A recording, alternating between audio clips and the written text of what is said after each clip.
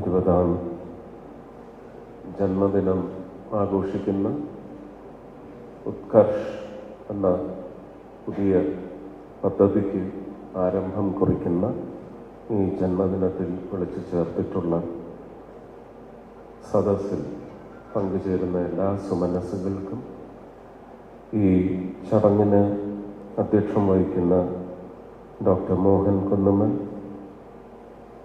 ഈ ചടങ്ങിന് സ്വാഗതമോദിയ ഡോക്ടർ നാരായണൻ, ഏറെ പ്രിയങ്കരനായ ഗുരുതുല്യനായ ഡോക്ടർ എം.ആർ. രാജഗോപാൽ അവർകൾ, ശ്രീ ശ്രീകാന്ത്, ശ്രീ ബൈജു കുറുപ്പ്, ശ്രീ ശ്രീകുമാർ, ശ്രീമതി ശങ്കരി ഉണ്ണിത്താൻ, ഡോക്ടർ രഞ്ജിത്ത് വിജയഹരി, ശ്രീ അഭിനവ് സുരേഷ് തുടങ്ങിയ എല്ലാവർക്കും, മാധ്യമ സുഹൃത്തുക്കൾക്കും എല്ലാവർക്കും എൻ്റെ വിനീത നമസ്കാരം. ഈ ചടങ്ങ് സത്യത്തിൽ ഇന്ന് അട്ടപ്പാടിയിലല്ലെങ്കിൽ അട്ടപ്പാടിയെ ഉൾക്കൊള്ളുന്ന പാലക്കാട് ജില്ലയിലെവിടെയോ നടക്കേണ്ട ഒരു ചടങ്ങാണ്. യോഗ്യത എനിക്ക് തോന്നുന്നു ചില സാങ്കേതികമായ ഇടപെടലുകൾ മൂലം ആ യോഗ്യതയൊന്ന് വർദ്ധിച്ചെന്ന് കേരളത്തിൻ്റെ തലസ്ഥാനത്ത് നടത്താനുള്ള ഭാഗ്യമാണ് സ്വാമി വിവേകാനന്ദ മിഷന് ലഭിച്ചിരിക്കുന്നതെന്നാണ്. അങ്ങനെയാണ് ഞാൻ ഈ ഒരു സ്ഥലം മാറ്റത്തെ കാണുന്നത്. ഇന്ന് സ്വാമി വിവേകാനന്ദൻ്റെ പ്രതിമയ്ക്ക് ഹാരാർപ്പണം നടത്തി അവിടെ ഇന്ന് നാഷണൽ യൂത്ത് ഡേയും കൂടിയായി നമ്മുടെ ഗവൺമെൻറ്റും എല്ലാ സംസ്ഥാന സർക്കാരുകളും ആഘോഷിക്കുന്ന ഈ ദിനത്തിൽ ആ സമർപ്പണം നടക്കേണ്ടതുള്ളത് കൊണ്ടാണ് അതിനോട് തൊട്ട് ചേർന്ന് തന്നെ അദ്ദേഹത്തിൻ്റെ ജന്മദിനത്തിൽ 162ാം ജന്മദിനത്തിൽ ഉത്കർഷ് ഉൾക്കൊള്ളുന്ന സ്വാമി വിവേകാനന്ദ മിഷൻ്റെ 20ാം ജന്മദിനം തലസ്ഥാനത്ത് വെച്ച് തന്നെ ഉദ്ഘാടനം ചെയ്യപ്പെടണമെന്ന് പറയുന്ന പുതിയ തീരുമാനത്തിലേക്ക് എത്തുന്നു. അട്ടപ്പാടി എന്ന് പറയുന്നത് എനിക്ക് തോന്നുന്നു ലോക ട്രൈബൽ മാപ്പിൽ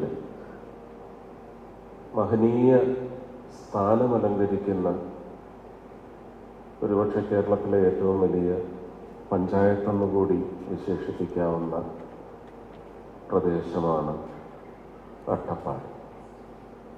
അട്ടപ്പാടി സത്യത്തിൽ കേരളത്തിൻ്റെതല്ല, പാലക്കാടിൻ്റെ അഭിമാനവും കേരളത്തിന് ഒരുപക്ഷെ വേദനയുമാണ് എന്ന് ഈ ഘട്ടത്തിലും നമുക്ക് പറയേണ്ടില്ല. എൻ്റെ തന്നെ ബഹുമാന്യനായ നിങ്ങളുടെ പ്രിയങ്കരനായ പ്രധാനമന്ത്രി ശ്രീ നരേന്ദ്രമോദിജിയുടെ ഒരു ആപ്തവാക്യ പരിശോധന നടത്തുകയാണെങ്കിൽ 2047 ഒരുപക്ഷെ അതിന് മുമ്പ് തന്നെ 2026 5 ട്രില്യൺ എക്കോണമി, അതിൽ നിന്ന് ലോകത്തെ 5ാമത്തെ വലിയ എക്കോണമി എന്ന സ്ഥാനത്ത് നിന്ന് 3ലേക്ക് അതിന് മുമ്പെത്തും. 2 1 എന്നൊരു സംശയം ഇല്ലെന്നാണ് എൻ്റെ വിശ്വാസം. അദ്ദേഹത്തിൻ്റെ ഒരു ദൃഢനിശ്ചയം, അതിനുവേണ്ടിയുള്ള പ്രവർത്തനത്തെ സംബന്ധിച്ച് എനിക്ക് കൂടെ സഞ്ചരിച്ച് അനുഭവമുള്ളത് കൊണ്ട് ഞാൻ ഉറപ്പ് നൽകുന്നു, 2047 പൂർണ്ണമായും 1ാം സ്ഥാനം അലങ്കരിക്കുന്ന രാജ്യമായിരിക്കും ഭാരത്. ഇതിനുള്ള ജിയോ പൊളിറ്റിക്കൽ സിറ്റുവേഷൻസ് ഒക്കെ വളരെ റൈപ്പായി തന്നെ തുടരുകയാണ്. നമുക്കൊരു പക്ഷേ 2020 ആദ്യം വന്ന് കയറിയ ലോകത്തെ മുഴുവൻ നടുക്കിയ, എന്നാൽ ആ നടുക്കത്തിൽ നിന്ന് ലോകം ഒടിഞ്ഞു വീഴാതെ സൂക്ഷിക്കുവാൻ വേണ്ടി ശക്തമായ പ്രതിരോധ പ്രവർത്തനം കാഴ്ചവെച്ച ഒരു ലോക ലീഡർ ആരെന്ന് ചോദിച്ചാൽ അത് ശ്രീ നരേന്ദ്രമോദിയാണ്. ആ നരേന്ദ്രന്റെ പേരും ഇന്ന് ആഘോഷിക്കപ്പെടുന്ന നരേന്ദ്രന്റെ പേരും ആത്മാവും ഒന്നാണെന്ന് വിശ്വസിക്കുന്ന ആളാണ് ഞാൻ. പൂർണ്ണമായിട്ടും എനിക്ക് തോന്നുന്നു ഭാരതത്തിലുടനീളമുള്ള എന്താ ലോയൽ citizens should not be thinking otherwise, and I don't think they do think otherwise. ഇതെല്ലാം ഭാരതത്തെ സംബന്ധിച്ചുള്ള വാഗ്ദാനങ്ങൾ എന്ന നിലയ്ക്ക് ഇപ്പം കണ്ടാൽ മതി. പക്ഷെ ഇതെല്ലാം നല്ല ഉറപ്പുള്ള വാഗ്ദാനങ്ങളാണ്. ഇത് നമ്മുടെ ഭാവിയാണ്.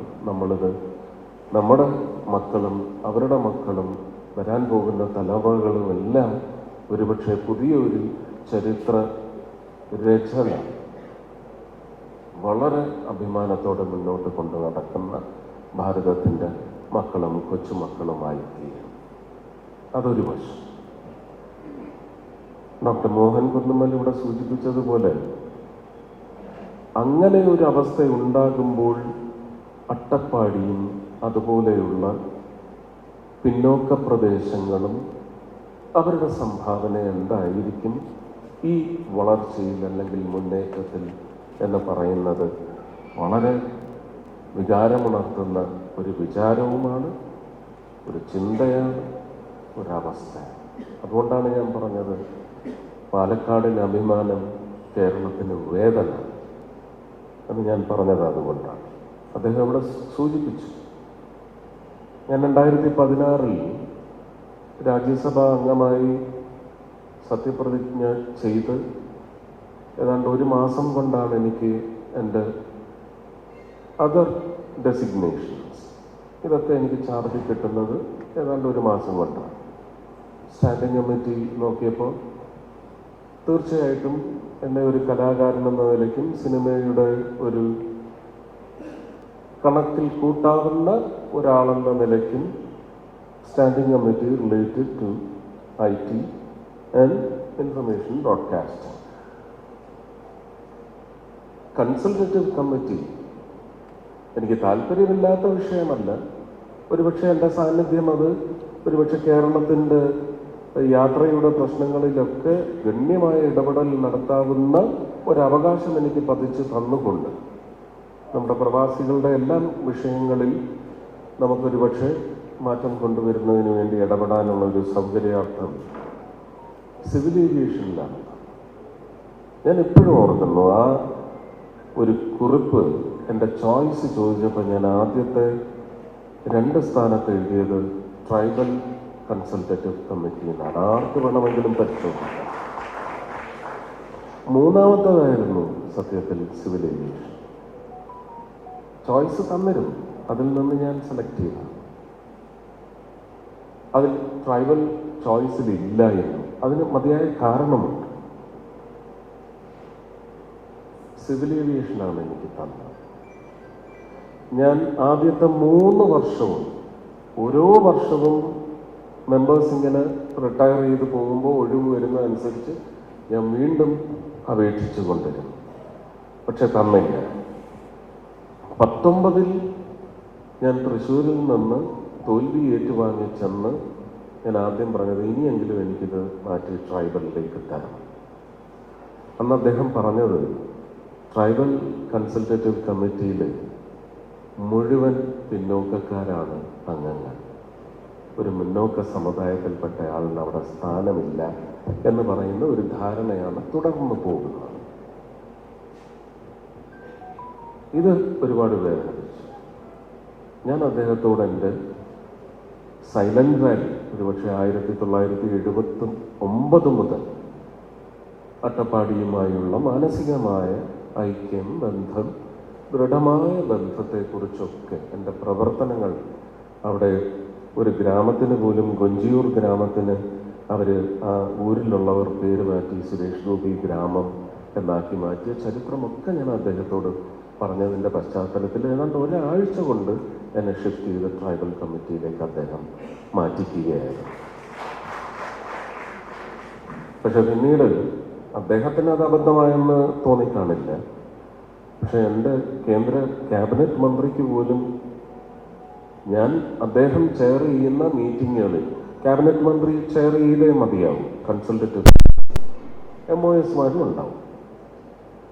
ആ മീറ്റിങ്ങുകളിലെല്ലാം ഞാൻ ആംഗ്ലേയത്തിലും അറിയുന്ന ഹിന്ദിയിലും ഉപയോഗിച്ച വാക്കുകൾ മിസൈലിൻ്റെ ദോഷം ചെയ്തു എന്നുള്ളത് ചരിത്രമാണ്, അതവിടെ രേഖപ്പെടുത്തിയിട്ടുണ്ട്. അതിനും തെളിവുണ്ട്. ഞാൻ അന്ന് അവിടെ നടത്തിയിട്ടുള്ള അരമണിക്കൂർ, 40 മിനിറ്റ്, 45 മിനിറ്റൊക്കെ നീണ്ടു നിന്ന ഡെലിബറേഷൻസിൻ്റെ മുഴുവൻ വെർബാറ്റും ഇപ്പോഴും ലഭ്യമാണ്. വളരെ രൂക്ഷമായിട്ടാണ് ഉദ്യോഗസ്ഥ വൃന്ദത്തെ മുഴുവൻ വിമർശിക്കുകയാണ്. തെറി പറഞ്ഞില്ല എന്നേ ഉള്ളൂ, അതിന് തൊട്ട് താഴത്തെ വാക്കുകൾ ഉപയോഗിച്ചിട്ടുണ്ട്. സ്കൗണ്ട്രൽസ് എന്ന് പറയുന്ന വാക്കുവരെ ഞാൻ ഉപയോഗിച്ചിട്ടുണ്ട്. സത്യത്തിൽ അവസ്ഥ അതാണ്. ഡോക്ടർ മോഹൻ കുന്നുമ്മലൂടെ പറഞ്ഞു, കേന്ദ്ര സർക്കാരും കേരള സർക്കാരും ഒക്കെ ചെലവഴിച്ച്, കേന്ദ്ര സർക്കാർ കേരള സർക്കാരിനെ ഏൽപ്പിച്ച പണം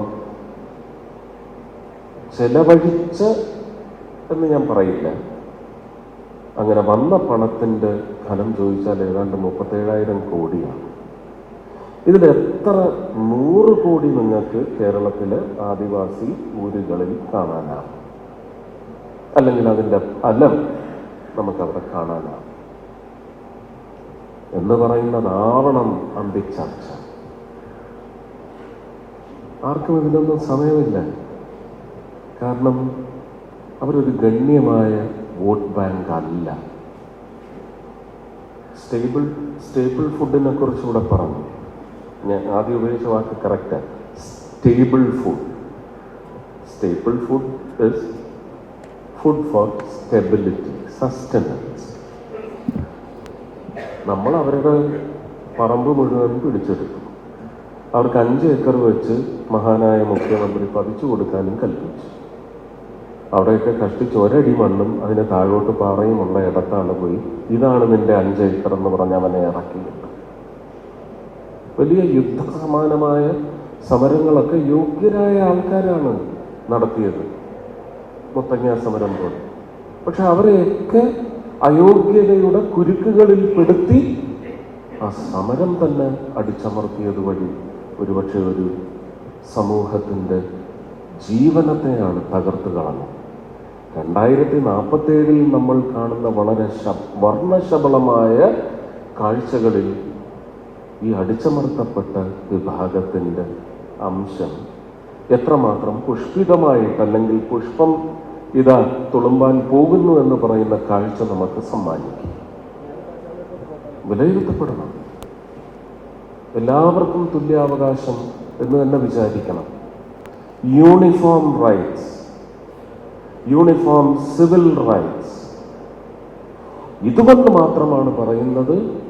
ആനുകൂല്യമല്ല വേണ്ടത്, യോഗ്യമായ അവകാശങ്ങളുടെ നേടിയെടുക്കലിന് വേണ്ടിയുള്ള വ്യവസ്ഥ സ്ഥാപിക്കുക.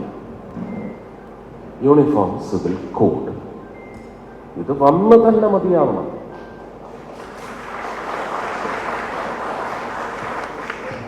അല്ല ഇത് ഉടനെ ഒരു പ്രത്യേക വിഭാഗത്തെ, ഇതൊക്കെ ഒരുതരം തന്ത്രമാണ്. വരാനിരിക്കുന്ന ഏതെങ്കിലും ഒരു ഇലക്ഷനെ തൊലപ്പിച്ചെടുക്കാൻ വേണ്ടിയുള്ള കുതന്ത്രം, അത്രയേ ഉള്ളൂ. ഇപ്പൊ ഡൽഹി ഇലക്ഷൻ നടക്കാൻ പോവുകയാണ്. ഇന്ന് തുടങ്ങി കുക്കിയെയും നാഗായെയൊക്കെ അവഹേളിക്കാൻ തുടങ്ങിയിട്ടുണ്ടെന്ന്. എല്ലാവരും ഒരു ഓപ്പറേഷനാണ്. എങ്ങനെ എണ്ണം കുറച്ച്, തിരഞ്ഞെടുക്കപ്പെടുന്നവരുടെ എണ്ണം കുറച്ച് ഈ ഒരു ഭാരതത്തിൻ്റെ ഉന്നമന തന്ത്രത്തെ എങ്ങനെ ഇല്ലായ്മ ചെയ്യാം, അത് മാത്രമേ നടക്കുന്നുള്ളൂ. നമ്മുടെ മൂക്കിന് താഴെയാണ് അട്ടപ്പാടി. എങ്ങനെയാണ് സബ്കാ സാത്ത്, സബ്കാ വികാസ്, സബ്കാ പ്രയാസ്? ആ സബ്കായിൽ ഇവരില്ല, ഇവർ പാടില്ല. ഇവരുടെ പുതിയ ഉത്ഭവം തടയുന്ന തരത്തിലുള്ള അവരുടെ DNA ചട്ടങ്ങളിൽ തന്നെ മാറ്റം കൊണ്ടുവരുന്ന തരത്തിൽ അവരുടെ റാഗി കൃഷി നശിപ്പിച്ചുകൊണ്ട്, അതൊക്കെ നമ്മൾ കുത്തക സ്ഥാപനങ്ങളിൽ നിന്ന്, ആമസോണാണ് ഇപ്പോൾ പണം കൊയ്യുന്നത്. വെറും 10 രൂപയ്ക്കും 15 രൂപയ്ക്കും കിട്ടേണ്ടിയിരുന്ന സാധനം ഇന്ന് ബഹിരാഷ്ട്ര കുത്തകകളുടെ കയ്യിലെത്തി 200 രൂപയ്ക്കും 300 രൂപയ്ക്കും വാങ്ങിച്ച് നമ്മൾ ഞാൻ ആ വാക്ക് ഉപയോഗിക്കുന്നത് തെറ്റാണ് അല്ലേ? തിന്നുക എന്നുള്ളതിന് വേറെ ഒരു ഭാഷ ഉണ്ടല്ലേ? കഷ്ടമാണ്. ഒരുപക്ഷെ മില്ലറ്റുകളുടെ ലഭ്യത എന്ന് പറയുന്നത് ഒരു മൊണോപ്പൊളിയായി ട്രൈബൽസിന് മാത്രം ഇതിൻ്റെ ഉൽപാദന ശേഷി, അവകാശം എന്നൊരു വ്യവസ്ഥയിലേക്ക് നമ്മൾ കഴിഞ്ഞ 40 വർഷം കൊണ്ട് വളർത്തിയെടുത്തിരുന്നെങ്കിൽ ഇന്ന് ഈ അന്താരാഷ്ട്ര കുത്തകയെ താങ്ങി നിർത്തുന്ന ശക്തി ഈ ട്രൈബൽസ് ആകുമായിരുന്നു. അതിനിനിയും സാധ്യതയില്ല. മണ്ണിന്റെ അവകാശികളെക്കുറിച്ച് എല്ലാ ഇസങ്ങളും സംസാരിക്കും. കാട് ആർക്കൊക്കെ സ്വന്തമാണ്. ആനയ്ക്കും പുലിക്കും കടുവയ്ക്കും ഒന്നും സ്ഥലം ആരും പതിച്ചു കൊടുത്തിട്ടില്ല. വനവാസിക്ക് പതിച്ചു കൊടുക്കാൻ ആർക്കവകാശം? അങ്ങനെ ഒരു സംവിധാനമുണ്ടെങ്കിൽ ആ ജനാധിപത്യത്തെ നമുക്ക് ചോദ്യം ചെയ്യേണ്ടി വരും. അതിനുള്ള ശക്തമായ ഇടപെടലുകളൊക്കെ ഉണ്ടാവണം. ഞാൻ ഒരു കാരണവശാലും ഈ വേദിയിൽ നിന്ന് സംസാരിക്കേണ്ട ഒരു വിഷയമല്ല ചർച്ചയ്ക്ക് കൊണ്ടുവന്നത്. എനിക്ക് സംസാരിക്കാനുള്ള വിഷയം പ്രിന്റ് ചെയ്ത് തന്നിട്ടുണ്ട്. ഞാനത് ഉപയോഗിച്ചിട്ടില്ല, ഉപയോഗിക്കുന്നുമില്ല. കാരണം ഇത് വളരെ സാങ്കേതികമാണ്. ഞാനിപ്പോൾ സംസാരിച്ചത് ഹൃദയത്തിൽ നിന്നാണ്.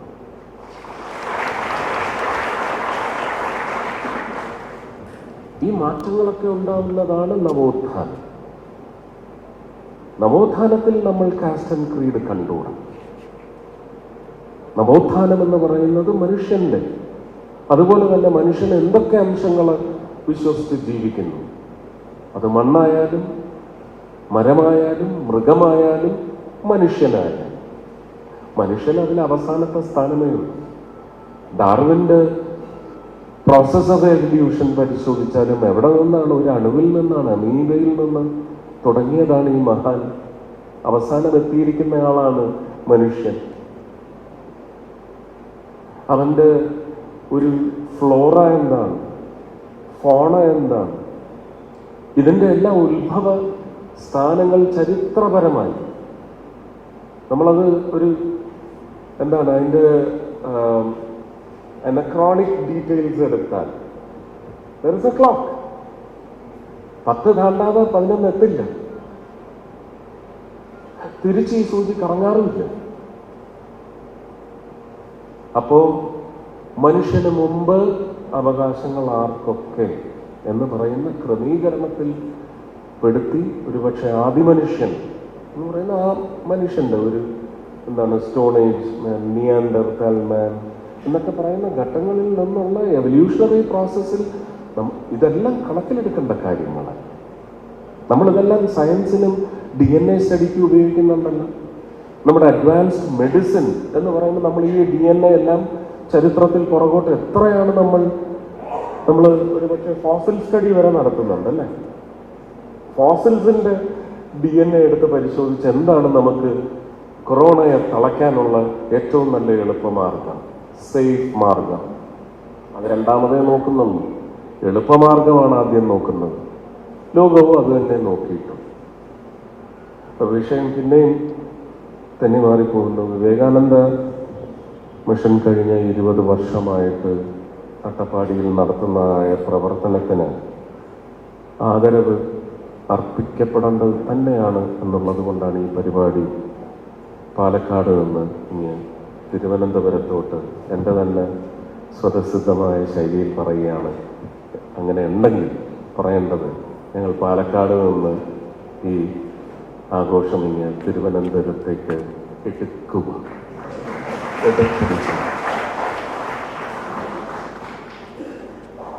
ഗംഭീരമാവട്ടെ. ഈ സ്ഥാപനത്തിന് ഒരുപക്ഷെ 2047 വലിയൊരു സമർപ്പണം നൽകാൻ കഴിയും. ഒറ്റയ്ക്കല്ല. ഒരുപക്ഷെ ഇന്ന് ഈ പരിപാടി കഴിഞ്ഞ ഒരുപക്ഷെ കേരളത്തിൽ മുഴുവൻ സങ്കല്പത്തില് സ്ഥാപിതമായ കാലത്തുണ്ടായിരുന്ന സങ്കല്പത്തില് വിവേകാനന്ദ മിഷൻ, സ്വാമി വിവേകാനന്ദ മിഷന്റെ നമ്മൾ ഒരുപക്ഷെ പ്രശംസിക്കേണ്ടതായ പ്രവർത്തനങ്ങളുടെ ഫലം 20 വർഷത്തിലൂടെ അവലോകനം ചെയ്ത് ഇതിന് പിൻഗാമികൾ വൻതോതിലുണ്ടായി. ഡോക്ടർ മോഹൻ കുന്നുമ്മൽ പറഞ്ഞതുപോലെ തന്നെ ഇന്ത്യയിൽ മൊത്തം ഒരു ട്രൈബൽ റവല്യൂഷന് സാധ്യമാക്കുന്നു. ഉപജീവനത്തിനുള്ള, നിലനിൽപ്പിനുള്ള സസ്റ്റനൻസ്. ടൂറിസം മേഖലയിൽ ഒരുപക്ഷെ പുതിയ സംവിധാനമെന്ന് പറയുന്നത് ഈ ബീറ്റിംഗ് അബൌട്ട് ദ ബുഷ് എന്ന് പറയുന്നത് നമ്മുടെ പല ടൂറിസം ഉൽപ്പന്നങ്ങൾക്കും ഇപ്പം നേരിടുന്ന വലിയൊരു പ്രതിസന്ധിയാണ്. കോവളം എന്ന് പറയുമ്പോൾ നമ്മൾ ബീച്ചും കടലും തിരയും മാത്രം കാണും. തിരുവനന്തപുരം ടൂറിസത്തിൻ്റെ മറ്റ് നല്ല അംശങ്ങൾ, അത് കോട്ടൂരി എന്നാലുണ്ട്. അപ്പോൾ ഡെസ്റ്റിനേഷൻ ബിയോണ്ട് ഡെസ്റ്റിനേഷൻ എന്ന് പറയുന്ന പുതിയ സങ്കല്പത്തിലേക്കാണ് ടൂറിസത്തിൻ്റെ 2024 വന്ന പുതിയ നരേന്ദ്രമോദി സർക്കാരിൻ്റെ ഡിക്റ്റാറ്റ് അനുസരിച്ച് പുതിയ design and designation of tourism is at work, should be into implementation processes by maybe the end of 2025 to make it fruitful from 2026 onwards, of which tribal tourism is a major component.